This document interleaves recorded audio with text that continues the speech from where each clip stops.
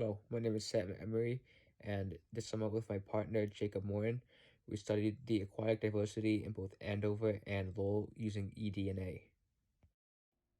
In order to look at how aquatic vertebrate distribution changes over time and location, we used eDNA found in water samples. eDNA is environmental DNA, or DNA that species leave behind in their environment. The samples were taken from various locations in both Lowell and Andover, either by hand or using a bucket.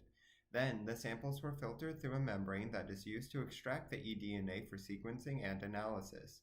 By using eDNA, other researchers will be able to study the aquatic ecosystem's biodiversity and health.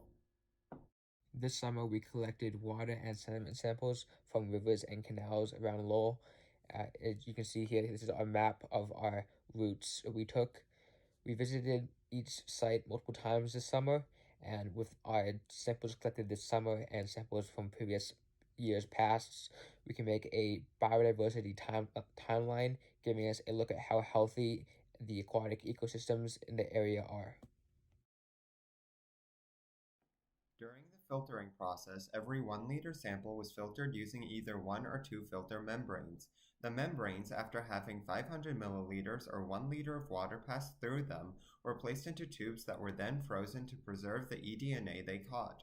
While filtering, we followed the protocol created by our mentor, Dr. Chain, and throughout the summer we helped to revise it. By working in the lab space, we gained basic skills including the ability to problem solve as we encountered issues such as leaking and filter tearing.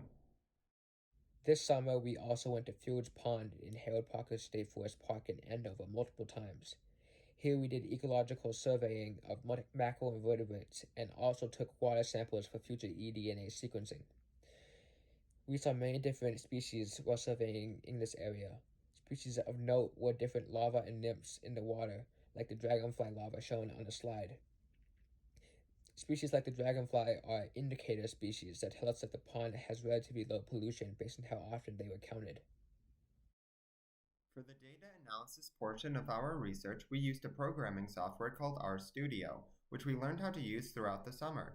By using this tool, we were able to import data, analyze it, and create visuals.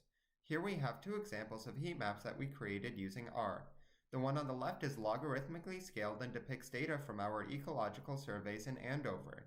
Yellow boxes indicate a high presence of a species, while black boxes indicate a low presence or absence of a species.